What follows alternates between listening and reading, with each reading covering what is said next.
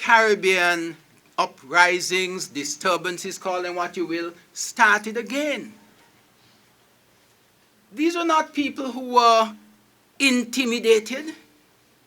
These were not people who were unsure about what they wanted. They knew that if they wanted freedom, if they wanted better wages, if they wanted better living conditions, they would have to do something about it. And so when, in 1935, it turned out that the estate manager said to them, well, there'll be no increase in wages, they then downed their tools and started marching from one end of the island to the next. And the beautiful thing about it is that there was a sense of unity. There was a sense of solidarity. I want you to judge as young people whether we as a people have that sense of oneness and unity and solidarity, or is it that we have allowed too many things to divide us? I'm saying that there's a direct link between what happened in 1834, 1835 to what happened in 1935. Because you see, when they had the understanding, even though they were talking about emancipation, they felt it in their bones that it was not for real. And this is when they rioted. This is when they rebelled and said, well, we want better. And we are prepared to pay the sacrifice in order that we might have things better, not only for ourselves, but most importantly, for their children. And this is one of the remarkable things about African people. They have a strong sense of family. And so you found that there were mothers, and in some cases there were also fathers, who had such a strong sense of family that they were prepared to make any sacrifice that you can think about in order to be sure that things will be better for their children. Do you think we still have that? No, not as much. Not as much. That's an honest answer, not as much. And part of history is to understand it and to know it and to say, well, the things which we have lost, because they're so important to us, we have to work together to revive them, to bring them back, because we're the ones suffering. Because those values and those virtues which were common among our ancestors are no longer common among us. When I was growing up as a boy in Challengers, it really did not matter to adults whose child I was. If I was doing something which was considered naughty, to use a nice word, I would be chastised there and then. And in addition, whoever that adult was who had chastised me and told me not to do this and not to do that, they would go and speak to my mother. And one of the remarkable things about this whole situation was that sometimes the mothers, the parents were not even on talking terms, as we say. But nevertheless, such was their determination to make sure that that little boy or that little girl did not do anything wrong, that he remained on the straight and narrow, that they made sure they go on to say, well, I see your daughter, I see your son, and I want you to talk to him, I want you to talk to her. The adults were there doing all that they possibly could in order to save the generation. We had a sense of pride. We had a sense of belonging. We had a sense of the continuity of the family. They recognized that, listen, the country is going to be as strong or as good as the individual boys and girls who grow up to be good and devoted citizens to the country. Do we do that anymore? Not as much. So history is saying to us, we need to understand how those things worked for us and benefited us, And we have to dedicate ourselves to bringing back, to reviving and renewing so many of those wonderful things which, in spite of there being poverty, in spite of there being disease, in spite of there being oppression, I want to say to you that, the spirit of our people was never, never, never broken. Never broken. In spite of all that they did, they could not eradicate from our people that sense of their own destiny, their own worth, their own self-pride. And I think that this is what we need to cultivate in each and every one of us. We need then to be moving forward. But I want to suggest to you that we can't move forward unless we have a knowledge of the past, an understanding of the past, a positive attitude towards the past, and above all, we need to become reconciled to the past. We cannot be heard to say, well, it doesn't matter. It happened a long time ago and therefore it doesn't affect us. Because you see, there are times I reflect on the history of Nevis compared to the history of St. Kitts. And what happens is that if you ask yourself the question, why is it there's so many family names in Nevis up to this day, which are fairly commonplace? And you can almost say, if somebody has a surname Liebert, all right, Morton, anyone name Morton? All right? I mean, there's scores of family names which you can identify with Nevis. You name them. Smithon, Liebert, Joseph. All right, we'll take that. All right, right. But what I'm saying is that the history of the two islands turned out to be different. So that whereas they had emancipation around the same time, conditions in St. Kitts under the plantation system was so extremely bad that you had Kittitians just wanting to go anywhere in the world that they could possibly escape to. And so one of the haunting statistics of the modern history of St. Kitts, tells us that between the years roughly 1900 and 1930, the population of St. Kitts fell by 43%.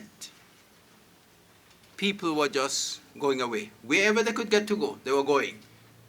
So extremely bad were the conditions in St. Kitts. Do you understand what I'm saying? And it is not therefore surprising because a similar thing was not happening in Nevis. And therefore, the Nevisian family remained somewhat stronger, more coherent, more cohesive. And today, the Nevis society is rather different from the St. Kitts society. Because you see, as people went away, the vacuum had to be filled.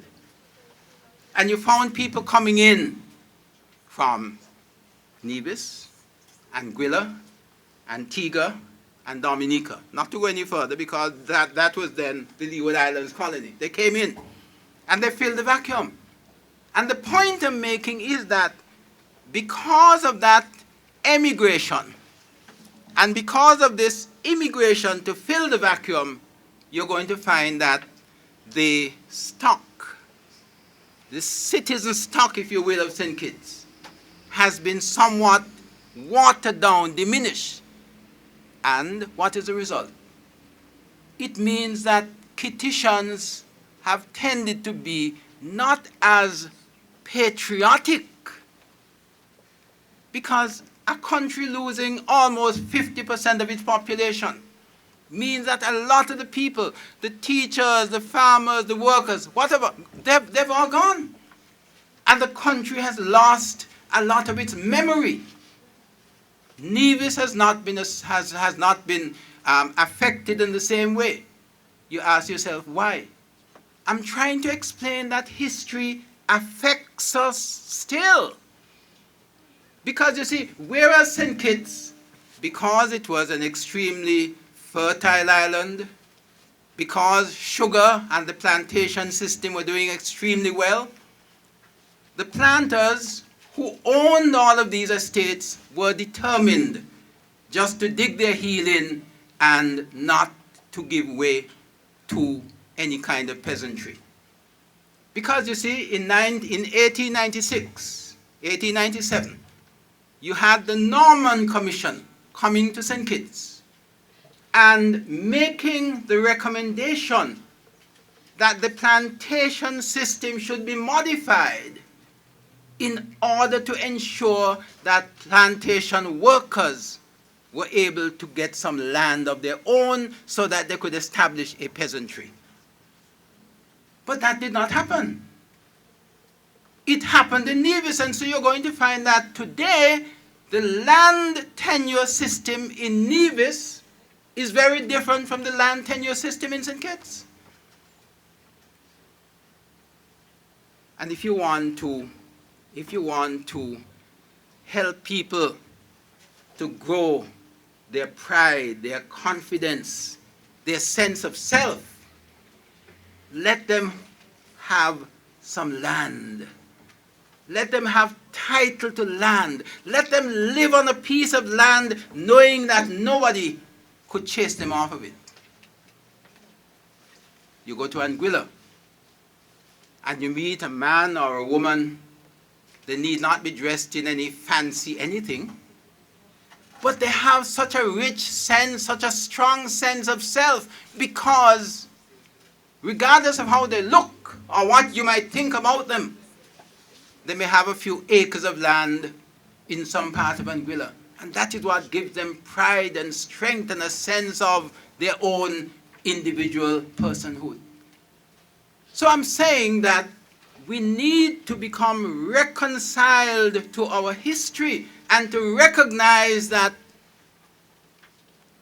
there are some good points, there are some outstanding points, there are some heroes and heroines who we need to get to know, to get acquainted with. We're not talking about heroes and heroines just in the book after they're dead. We're talking about individuals who today are living heroic lives. They're making sacrifices. They're doing all the right things for the benefit of their families, for the benefit of their community. They are looking out for their brother. They are, in fact, their brothers and sisters' keeper. We need to become more acquainted with who we are, with our rich heritage. The theme speaks about confidence. Do you recognize how we have become paralyzed in many instances because we lack confidence? Just think about it for a minute. If you do not have confidence, then you won't even try. And so, as I said before, the words of the theme are extremely important. Because we lack confidence in many, many instances, we become very touchy, very, irritable. But if you are confident, things fall on your back and they fall off. You're able to move ahead. Even though you encounter some difficulty, you can move on. I'm going to give you two examples. One not belonging to us, the other belonging to us. Way back in 1954, and Mr. Lazar will bear me out. Not that he was alive then. There was a man named Roger Bannister. And Roger Bannister, like the other people of his time, believed it was humanly impossible for anybody to run a mile under 4 minutes. But on a famous day in 1954, Bannister, who felt that he could, he must be able to do it. It is not beyond human capacity. And he did it. He ran a mile, 3.59 seconds or something like that, minutes, sorry. And the remarkable thing about it is that within weeks of him running that mile in under 4 minutes, you had people all over the world doing the same thing. Because they now believed that it could be done, and therefore they were able to do it. I want you to recognize Kim Collins has been much in the news recently, and kudos to him. Kudos to him and to the other young athletes whom he is evidently helping and motivating. But just think of Kim Collins, young man from St. Kitts. Now, if he didn't have the world of confidence in himself, could he even make it beyond St. Kitts? Much more to become a world champion? What we are saying is that we need to reconcile ourselves to our history. If we are going to move forward, we need to be able to develop a positive attitude towards our history. And only when we have done those things would we grow and develop the confidence which we need to have. Confidence is mightily important. If you keep on telling yourself, well, I'm a victim, poor me. If you don't have that confidence, if you don't break out of that mode and be positive, be positive. Yes, I can. Yes, I have the ability. Yes, I'm prepared to overcome the obstacles. One famous character in the United States used the phrase, winners never quit, quitters never win. Winners never quit. You got to be prepared to keep on and on. You fall down, but you get up again because your confidence says to you, yes, I can do it. And then you recognize that quitters never win. If you tell yourself it's too hard, if you tell yourself I can't possibly do it, then you're going nowhere. It's not surprising then that Carl